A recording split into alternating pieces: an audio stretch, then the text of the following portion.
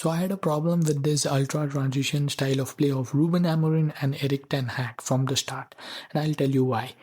The main thing is it tends to skip the midfield. It tends to skip the number 6 during transition. And I'll tell you why it's not possible to play this style in the Premier League. So particularly talking about the Ruben Amorim system, he wants his number 10s, the likes of Cunha and Boomer, to drop back into the midfield space and just turn their defender or play 1-2 with the midfielder.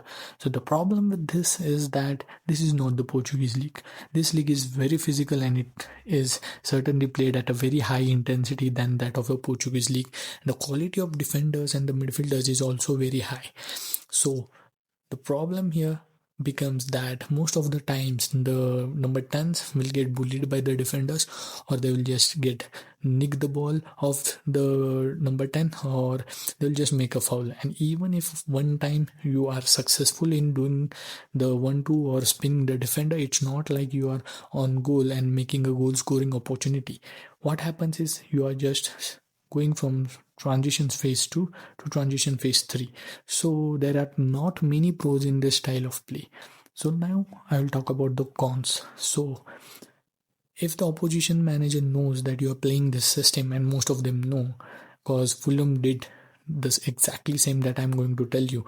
What they did is basically crowd the midfield, and doing so it made us made it very difficult for our number 10s and number 6 or midfielders to play it through them.